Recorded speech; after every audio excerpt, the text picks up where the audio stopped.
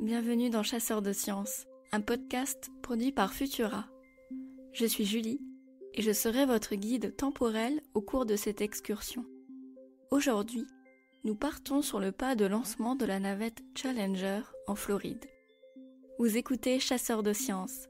Si ce podcast vous plaît, n'hésitez pas à nous soutenir en les partageant sur les réseaux sociaux et en nous laissant une note sur les plateformes de diffusion.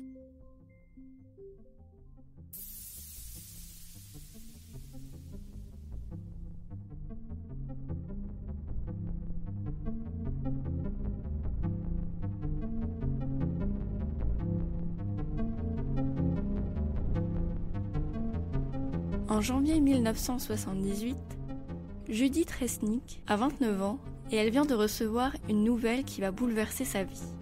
Elle est sélectionnée pour devenir astronaute pour la NASA parmi plusieurs milliers de candidats. Elle prévient immédiatement ses parents, Marvin et Sarah, tous deux immigrants d'Ukraine. Tout sourit à Judith. L'année précédente, elle a obtenu un doctorat en génie électrique et elle occupe un poste d'ingénieur à l'Institut national de la santé à Bethesda. Devenir l'une des premières femmes astronautes, c'est juste incroyable. Après l'annonce de sa sélection, Judith intègre un programme d'entraînement qui lui permet de devenir spécialiste de mission.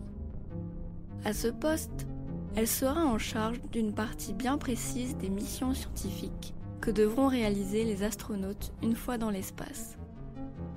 6 ans après son entrée à la NASA, Judith prend part à la mission Discovery. Elle est alors la seule femme de son équipage.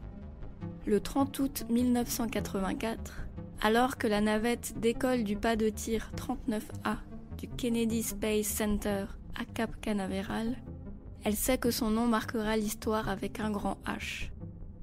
En effet, à ce moment-là, elle devient la 2e femme américaine à rejoindre l'espace, et seulement la 4e au niveau international, après 2 astronautes russes et sa compatriote Sally Ride. Elle expérimente alors la sensation indescriptible d'impesanteur, voit ses cheveux flotter autour de sa tête et tous les outils qu'elle manipule ne jamais retomber sur le sol. À bord de Discovery, une image de Judith fera le tour du monde.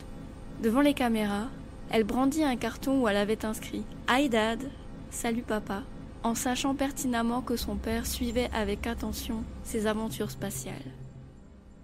Après le succès du premier vol de Discovery, Judith intègre immédiatement un autre programme ambitieux de la NASA, STS-51L Challenger.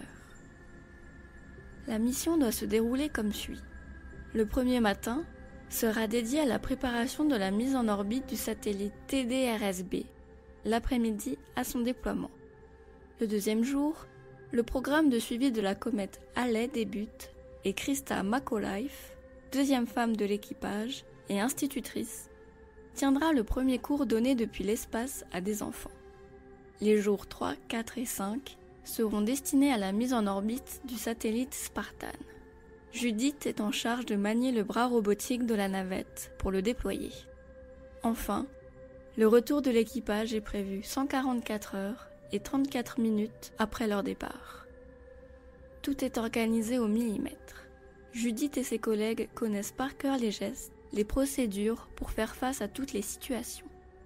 Malheureusement, rien ne va se passer comme prévu. Dès le lancement, la 25e mission de Challenger accumule les couacs. Le 22 janvier 1986, à 15h43, sur le pas de tir B, tout est prêt pour le décollage. Mais la météo fait des siennes. On reprogramme alors le lancement le 23, puis le 24 janvier. Challenger est toujours cloué au sol. Le 25 janvier, c'est une tempête de l'autre côté de l'Atlantique qui empêche le départ. Le mauvais temps atteint la Floride, repoussant encore le lancement. La tension est palpable entre les astronautes. Arriveront-ils à décoller un jour ? Une nouvelle date est planifiée, le 27 janvier 1986 à 9h37. Repoussé encore. Cette fois-ci, c'est une trappe qui refuse de se fermer. Finalement, la navette Challenger décolle le 28 janvier 1986 à 11h38, soit 2 heures après l'heure prévue. Un logiciel qui pilote le système anti-incendie connaît une panne alors qu'on remplit les réservoirs externes d'hydrogène liquide avant le départ. Dans le cockpit, Judith et le reste de l'équipage échangent un regard.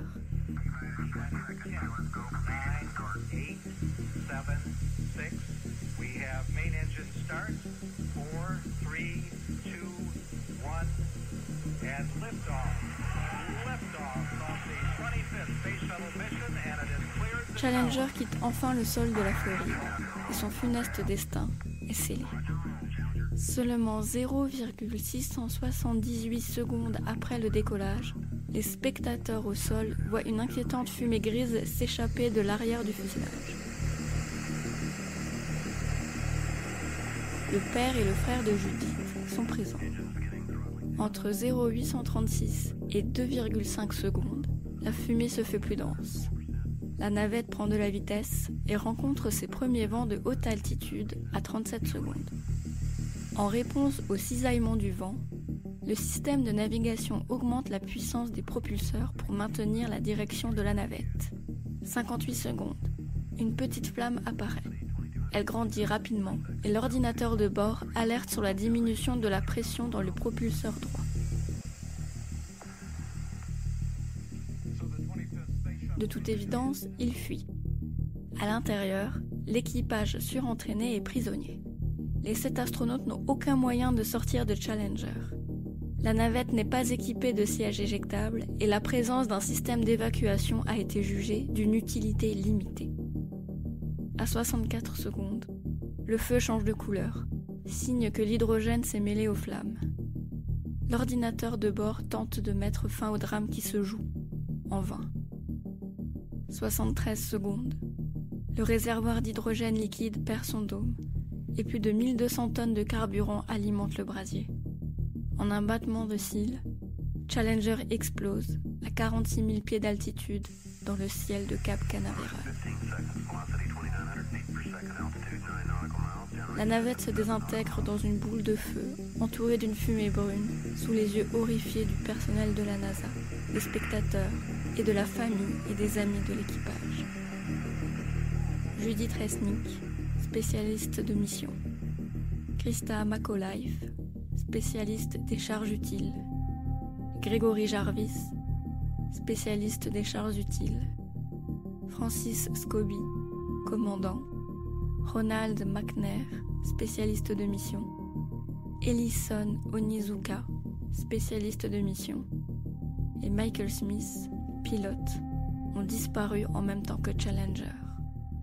Les restes de la navette spatiale finissent leur course dans l'océan à 334 km/h, emportant avec eux tout espoir de retrouver des vivants. La NASA lance immédiatement une mission pour récupérer les débris de la navette et d'éventuels restes humains. Le corps de Judith est le premier retrouvé au milieu des décombres. Elle n'avait que 36 ans. Devant son écran de télévision, sa mère, Sarah, a vu l'explosion.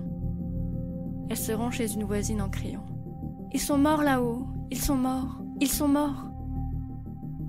La nuit du drame, le président Ronald Reagan rend hommage aux victimes lors d'un discours devant le Congrès.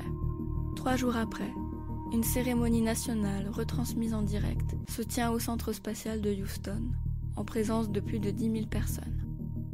Une commission chargée d'enquêter sur les circonstances de l'accident est créée par le président américain.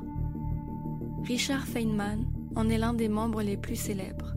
Il remarque que les estimations de fiabilité communiquées par la NASA étaient irréalistes et divergeaient totalement de celles faites par les ingénieurs. Il déclare alors « Pour qu'une technologie soit couronnée de succès, la réalité doit prendre le dessus sur les relations publiques, car on ne peut pas tromper la nature. » L'enquête n'a pas permis d'établir avec certitude les causes de la mort de l'équipage. Le rapport émet l'hypothèse, sans assurance, que les astronautes auraient perdu conscience peu avant l'explosion. Judith Resnik et ses collègues deviennent alors des héros, mais ils étaient avant tout des femmes et des hommes, avec des amis, une famille et des collègues qui se souviennent d'eux. Michael Coates, pilote sur la première mission de la navette Discovery, se rappelle de Judith, ou Judy comme ses proches l'appelaient, en ces termes. C'était quelqu'un qui comptait beaucoup. Elle vivait, travaillait et s'amusait intensément.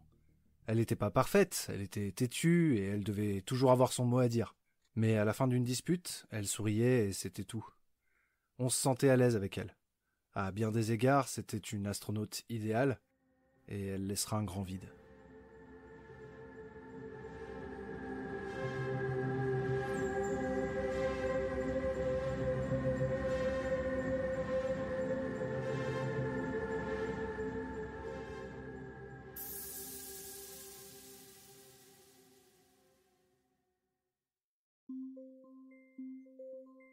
Merci d'avoir écouté Chasseurs de Sciences. La musique de cet épisode a été composée par Patricia Shelad. Au texte et à la narration, Julie Kern. Merci à Vincent Heidelberg qui prête sa voix à Michael Coates. Rendez-vous sur sa chaîne YouTube Stardust pour y découvrir son documentaire consacré à l'histoire de Challenger. Si vous appréciez notre travail, n'hésitez pas à nous laisser un commentaire et 5 étoiles sur les plateformes de diffusion pour nous soutenir et améliorer notre visibilité. Vous pouvez aussi vous abonner sur Spotify, Deezer et Apple Podcast pour ne plus manquer un seul épisode. Quant à moi, je vous retrouverai bientôt pour une future expédition temporelle dans Chasseurs de Sciences. À bientôt!